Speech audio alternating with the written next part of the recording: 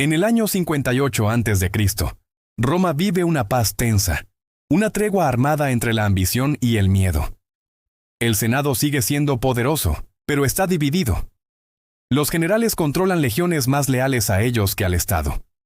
Y entre esos hombres hay uno que empieza a brillar más que los demás: Cayo Julio César. Solo 2 años antes, César había sido cónsul, apoyado por el llamado Primer Triunvirato, su alianza política con Pompeyo el Grande y Craso, el hombre más rico de Roma. El acuerdo, aunque informal, otorgaba a cada uno el poder en una esfera del mundo romano: Pompeyo en el oriente, Craso en el oriente económico, César en las provincias del norte. Al término del consulado, César recibió el mando de las Galias Cisalpina y Transalpina, es decir, el norte de Italia y el sur de la actual Francia. Era un cargo que muchos consideraban sin gloria, pero César vio allí lo que nadie más veía: una oportunidad épica. La Galia, vasta, salvaje y dividida, era lo que quedaba entre Roma y el Océano Atlántico. Era también una tierra de pueblos orgullosos: helvecios, eduos, nervios, belgas, arvernos, cada tribu con sus dioses, jefes y rivalidades. César comprendió que una guerra en la Galia podía ser más que una conquista. Sería el escenario donde forjaría su nombre. En Roma, la gloria militar era la moneda más valiosa, y sin ella ningún hombre alcanzaba el poder absoluto. Así, mientras fingía cumplir el deber de proteger las fronteras, César planeaba una guerra que cambiaría el destino de Europa. El primer pretexto llegó pronto. En el 58 a.C., los helvecios, un pueblo celta de la región de los Alpes, decidieron migrar hacia el oeste, huyendo de la presión de las tribus germánicas. Su plan era atravesar la Galia, territorio bajo la protección de Roma. Para el Senado, el movimiento de cientos de miles de personas sonaba como una invasión. Para César era la oportunidad dorada. Movilizó rápidamente sus legiones y construyó un puente sobre el Ródano. Una hazaña de ingeniería militar que impresionó incluso a sus enemigos. Los helvecios enviaron emisarios pidiendo paso. César se negó, y cuando intentaron cruzar el río por la fuerza, fueron aniquilados. En pocas semanas, el general romano había destruido a una población entera en marcha, incluyendo mujeres, niños y ancianos. Roma lo llamó victoria. Los galos lo llamaron masacre. Pero César no luchaba solo con armas, también luchaba con palabras. En sus comentarios sobre la guerra de las Galias, escribió que la paz de Roma exige disciplina. Así, transformaba la violencia en virtud y la conquista en deber moral. En 58 a.C., apenas terminada la campaña contra los helvecios, surgió una nueva amenaza. Del otro lado del Rin, el río que separaba la Galia de Germania, el rey Ariovisto había cruzado con su pueblo y ocupado tierras galas. Los jefes locales pidieron ayuda a César, y él aceptó con gusto. Cualquier general romano soñaba con el título de vencedor de los bárbaros germánicos. Según el propio César, el germano lo recibió con arrogancia y burla. El romano respondió con frialdad: Roma no admite nuevos reyes en su territorio.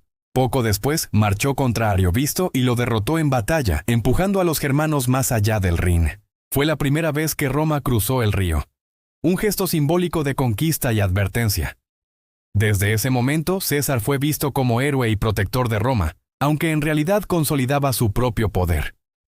En el 57 a.C., y con las tribus del este sometidas, César se volvió hacia el norte. Allí vivían los belgas, considerados los más valientes de todos los galos. El general los describe con respeto. Más alejados de la civilización romana, menos corrompidos por el lujo, y por ello, más valientes. Era un elogio disfrazado, y una justificación para la matanza que vendría. Los belgas resistieron con ferocidad. Varias batallas se libraron en bosques y pantanos. César estuvo a punto de ser derrotado por los nervios, que emboscaron a sus legiones durante la construcción de un campamento. Fue una de las luchas más duras de la campaña. Los romanos perdieron casi todos sus oficiales, pero la disciplina legionaria prevaleció.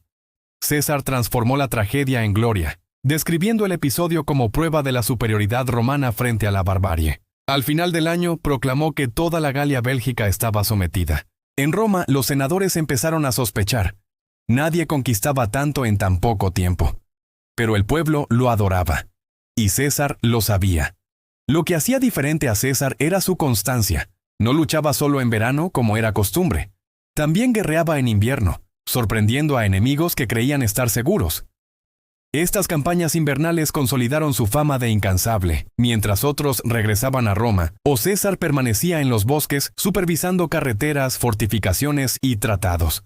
Pero su verdadero golpe de genio estaba en la propaganda. Tras cada victoria, César enviaba informes al Senado, textos cuidadosamente redactados, donde se presentaba como héroe racional, defensor del orden y la civilización. Estos relatos formarían después los comentarios sobre la Guerra de las Galias, una de las piezas más brillantes de autopromoción de la historia. No mentía, pero elegía qué contar.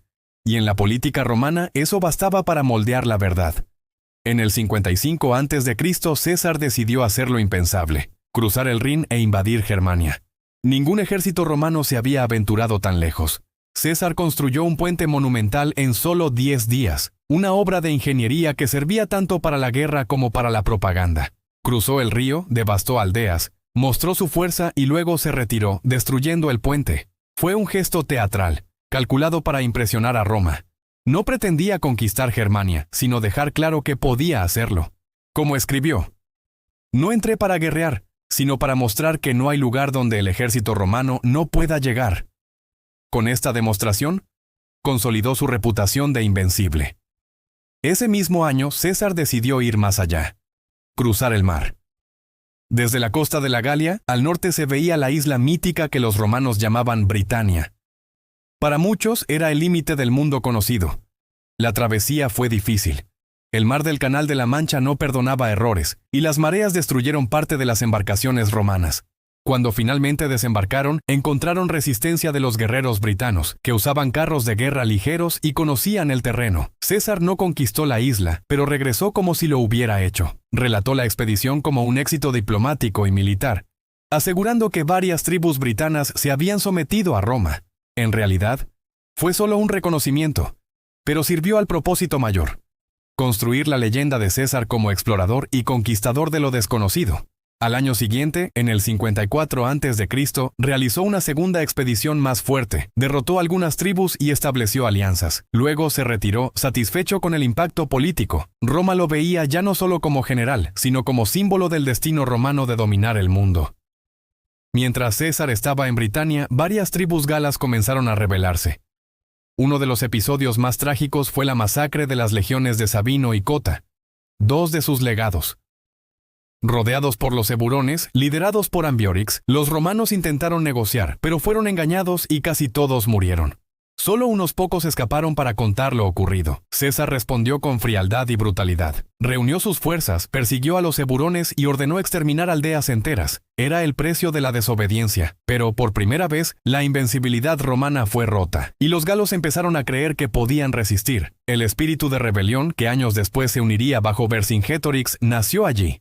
En los años siguientes, César se dedicó a consolidar el dominio romano. Dividió las tribus, recompensó a los leales y castigó a los rebeldes. Construyó caminos y ciudades, pero también impuso impuestos y tropas. La Galia se convirtió en un laboratorio de imperio, una mezcla de civilización y terror. Implantó el sistema de clientelas, hizo depender a los jefes locales de Roma y usó el oro galo para financiar su poder político.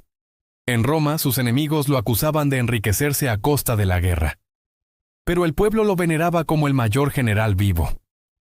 Mientras Pompeyo y Craso se enredaban en disputas, César conquistaba algo que ninguno de ellos tenía: un ejército personal de veteranos fieles hasta la muerte. Cada victoria, cada paga, cada discurso inflamado cimentaba la lealtad de las legiones. La Galia estaba pacificada solo en apariencia. Bajo el peso de las legiones, la llama de la resistencia aún ardía, y en el 52 a.C. estallaría la insurrección liderada por Vercingetorix.